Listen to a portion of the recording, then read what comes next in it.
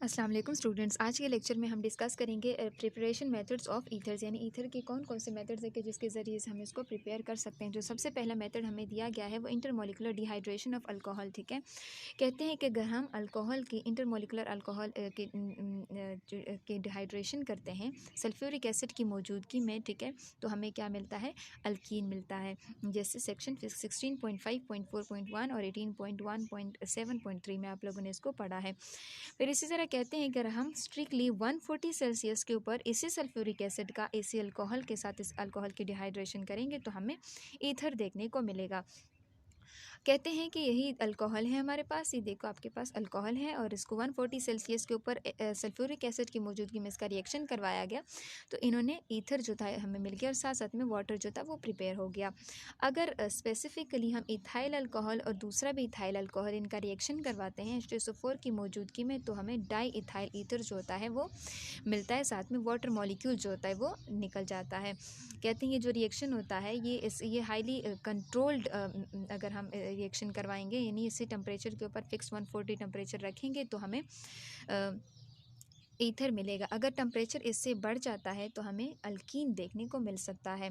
और कहते हैं ये बहुत ज़्यादा यूज़फुल मेथड होता है कि जिसके ज़रिए से हम सिमेट्रिकल ईथर को प्रिपेयर कर सकते हैं।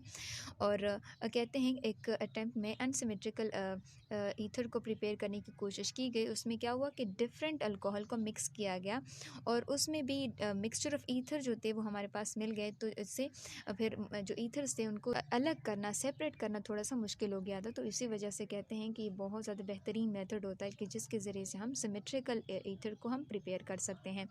नेक्स्ट मेथड दिया हुआ है विलियमसन सिंथेसिस। विलियमसन सिंथेसिस एक ऐसा मेथड होता है कि जिसमें हम रिएक्शन करवाते हैं अल्कोक्साइड जो होता है इसको हम ट्रीट करवाते हैं अल्काइल हैलाइड के साथ और जो प्रोडक्ट होता है इसको हम ईथर का नाम देते हैं। जैसे एक अल्कोहल होता है, सबसे पहले उसका रिएक्शन करवाया जाता है सोडियम के साथ। सोडियम के साथ ये क्या बन जाता है, सोडियम अल्कोक्साइड बना लेता है।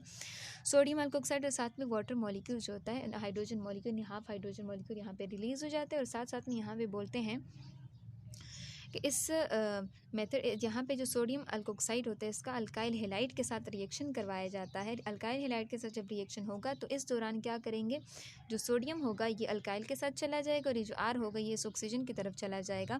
तो यहाँ पे चला बन जाएगा हमारे पास ईथर और यहाँ पे सोडियम हैलाइड जो है वो यहाँ पे निकल जाएगा। अगर हम स्पेसिफिकली देखें तो यहाँ पे कहते हैं इथाइल अल्कोहल को सबसे पहले सोडियम के साथ ट्रीट किया गया और सोडियम इथोक्साइड जो था वो मिल गया। सोडियम इथोक्साइड का रिएक्शन करवाया गया मिथाइल क्लोराइड के साथ और मिथाइल क्लोराइड का यानी अल्काइल हैलाइड एक तरह से, तो यहाँ पे बन जाता है इथाइल मिथाइल ईथर। और यहाँ पे आप देख सकते हैं ये अनसिमेट्रिकल ईथर है और साथ में यहाँ पे NaCl जो होता है वो रिलीज़ हो जाता है।